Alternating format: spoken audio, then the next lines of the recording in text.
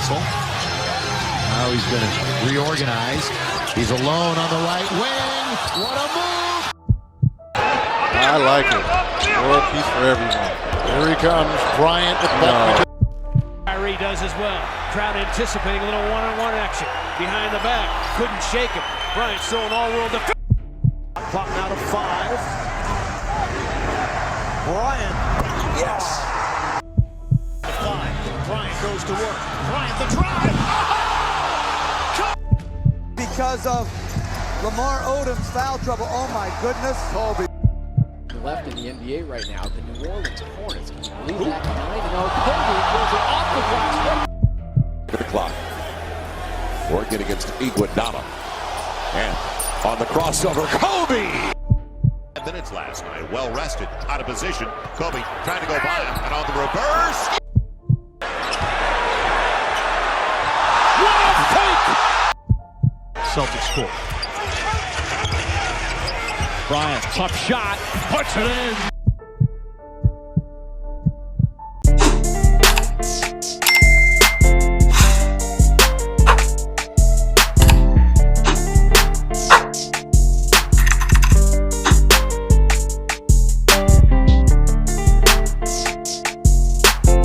Iverson, bothered by Lou.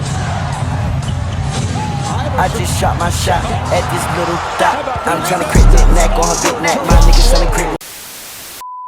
What's up, YouTube? It's Drew, and I'm back with another video with a big body bangers. Here comes JUMPSHOT video. Now, first things first, make sure you like, comment, subscribe. You're on over 4K. And I'm saying today I'm the build dealer on your low current. Coming at y'all with this Kobe Bryant build video. Yes sir. You know, this was requested a while back for current gen, and I did young Kobe and you know, Mamba Kobe. That was like one of the first builds that I did too. That was on the way in September, I think. So, you know, now I'm actually doing it on next gen because I haven't done it on next gen, which is kind of surprising. So, you know, next gen Kobe Mamba build, you know, number 24 build. So I did what I had to do. You know, I really wanted to see how this build would be on next gen, just because I made that Michael Jordan build and, you know, I had fun with it. So I wanted to see how the Kobe build would fare, you know, and I definitely had a lot of fun, you know, playing with it. I feel like it would be an amazing park build just to enjoy your time, you know, and also play comp, because it not only does it have contact dunks, but it has crazy shooting, you know, great perimeter defense, you know, athleticism. It's the full package. You know, it's Mamba Kobe, you know, not the craziest athlete, but athletic enough to dunk on people, you know. So without further ado, let's get right into the attributes that I use for this Kobe Bryant build. All right, so as you see, he's 6'6". I made him 197 pounds, and his wingspan is 6'9". Now, for the definition, you could go solid or defined, because Kobe was a little strong, but he did have kind of small legs. You can't lie. He was skipping like that, but still, you know. So I made him, you know, accurate to his size for the most part in terms of 6'6", and with the weight, you know, just to make him a little bit faster. So as you see right here, you get the pro contact dunks, and I think you get small contact dunks because you see I adjust the wingspan to 85, which is what you need for small contact dunks. And on top of that, with small contact dunks, you have to be under 6'6", or, you know, 6'6" or under. And you see I'm right at the cap at 6'6", so, you know, he's still there for contact dunks. But let me know if I'm wrong in the comment section. I'm pretty sure that's how it works, you know, because I've been playing this for a while. I would hope that I would know. But you see right here, the finishing is pretty balanced. You have great post control, and, you know, your post scoring in general is just going to be amazing. You know, it's a Kobe Bryant build. His footwork was unmatched in terms of shooting guard. You know, obviously the only person better, in my opinion, was MJ, you know, in terms of footwork, just because Kobe was like learned everything off of MJ, you know. But with this, you'll have high mid-range, you know, a high enough three-pointer to be consistent, you know, from anywhere on the court, really.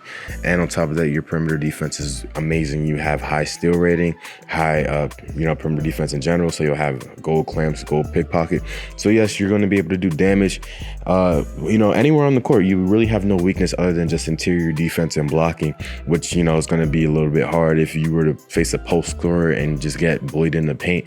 But the chances of you getting a steal are really high, you know, because you have that gold pickpocket, and if you wanted to, gold ball stripper, so stuff like that.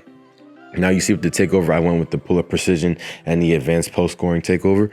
And you see the shades up was a little weird. Like, I don't get the 2K shades up system sometimes because it doesn't really make too much sense. But the Devin Booker comparison is like, okay, I get that. Just Devin Booker is Kobe without defense and with a little bit worse offense. You know, at least in my opinion, that's the way I look at it. He has the same exact skill set, just worse defense by far, you know. But with this actual build, you see the badge spread is very balanced. You know, you can literally do everything on the court that you want to. You know, anything on the court you're thinking of doing, you can do with this build, other than obviously block shots. But still, I had a fun time with this build. You know, I had a fun time with, you know, off-ball mid-range shots, post spins, post fadeaways, dunking on people, you know, playing great defense, getting steals, you know, just locking down whoever I had to lock down, like Kobe in real life. You see right there the step back, you know, hop step jumper to the, you know, green. It's just like, this build is a do-it-all build. You know, it does everything.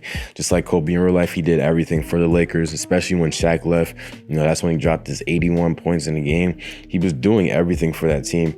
You know, obviously he didn't win a championship without having another type of player that could provide, you know, like a big man role. You know, when he got Pau Gasol, you know, he won 2 rings back to back. But still, he definitely was impactful in that whole time, and he definitely should have more than 1 MVP. It's like robbery that he didn't win MVP that season where he averaged 36 points a game, because it was just him. He was willing the Lakers to win. You know, Steve Nash, I get it, you know, 17 points, 11 assists, but it's like, there's levels to it. Steve Nash had a by far a better team. You know, winning isn't just about a player, it's about a team. But most valuable, you take Steve Nash off of the Suns. I get he's very valuable, but I think he probably could have found another type of pass first point guard, you know, that could fulfill that role and them not be as bad as if you were to take Kobe off that Lakers team. Because if you take Kobe off that Lakers team at the time, I'm telling you, they are like last seed. You know, the Suns, maybe not last seed. They might make the 8th seed, might make the playoffs, might fall out of it without Steve Nash. That's why I look at it like that, because that Suns team was actually amazing in terms of depth. You know, they had Barbosa. They had a lot of players, you know, that could fill in that role if Steve Nash wasn't playing. So that's why I think he deserved that MVP season. Well, that MVP in the season where Steve Nash won it, you know, because Steve Nash won back-to-back too, I believe. But, you know, still, Kobe definitely one of the greatest of all time. He's in my top 3 for GOATs. You know, I also like to do GOATs by position because I think every position asks, you know, something different. Pause, you know, point guard, shooting guard, small forward, everything asks for something different. But still, you know, it's definitely like amazing to look back and see the greatness that we all saw, you know. But that's pretty much the end of the video, y'all. Make sure to like, comment, subscribe on the 4K. Now I'm saying, I'm out. Peace.